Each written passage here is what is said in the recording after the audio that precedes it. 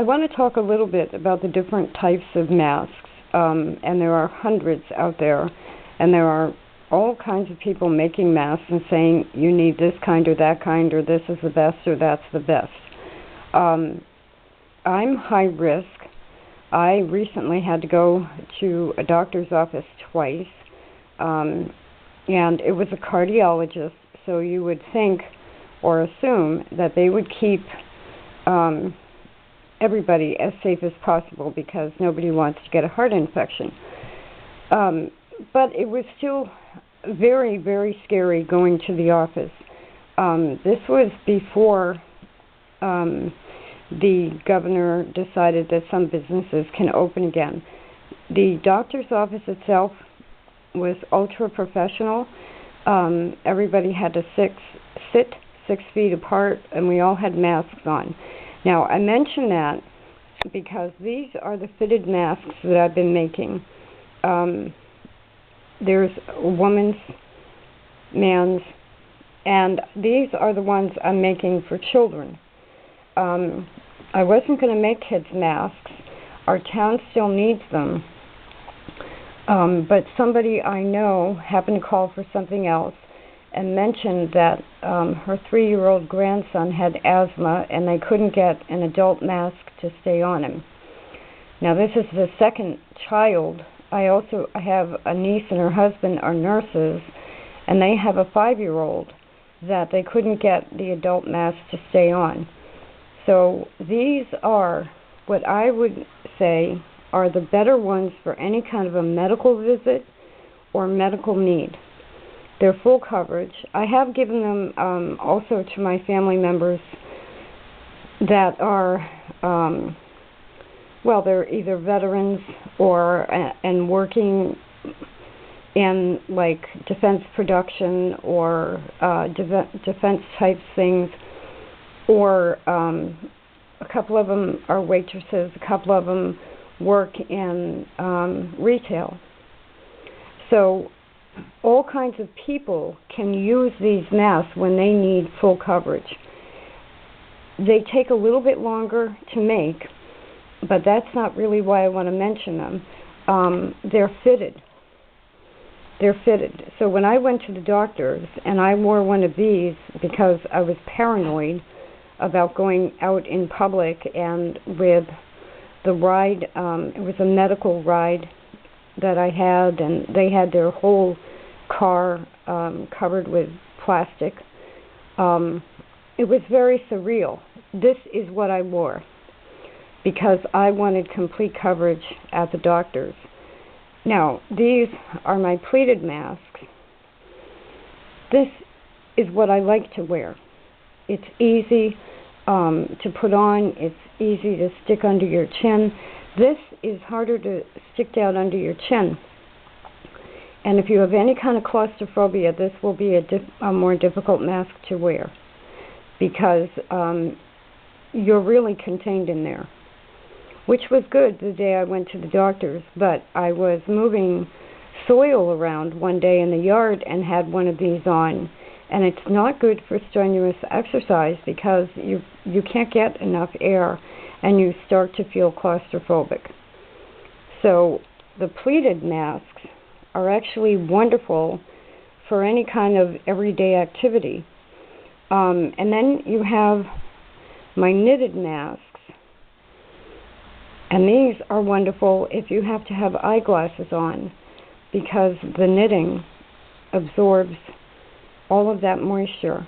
You would wear the knitting toward your face. It absorbs all the moisture and your glasses don't seam up. So in the myriad of masks and what you see out there, and a lot of people are charging for them. I'm not charging for these because, right now I'm making them for the town. It's a medical thing. And so don't pay too much for a mask. Now, as far as anyone making them, production-wise, these are the fastest. These take the time to knit them. And these medical ones, which are still probably overall, if you're medically compromised at all, you should probably have this kind. This takes about 20 minutes to 30 minutes a piece to make. I can make these in about 4 minutes, and other than the knitting, this would take like 2 minutes. The embroidery, I put the embroidery on, but you don't really need the embroidery.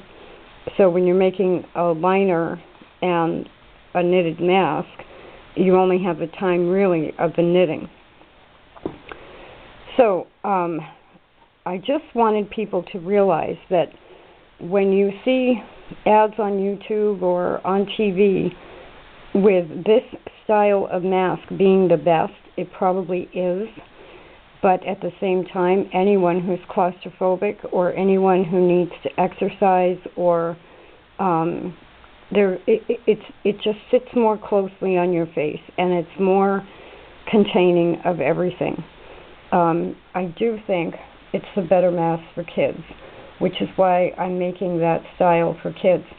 I've already done some pleated masks for kids, but until I get the sizes set, I haven't uploaded a video on those yet. I just have to, like this mannequin head has on it a 10 to 14-year-old mask. So now I have to come up with a pleated mask that fits that mannequin head. This is typical of the adult male, and then this is a woman's head, and I have a couple of more mannequins. I have to build one for like a 6-year-old, and then I have another one coming for a baby or like a 3-year-old. So I'm not done yet with all the masks, but I want the buyer to beware. If you're out there looking for a mask and you're buying one, look at how it excuse me, how it fits on your face, how easy it is to get on or off. Most of the elder services and senior center people that I've been dealing with are wearing pleated masks.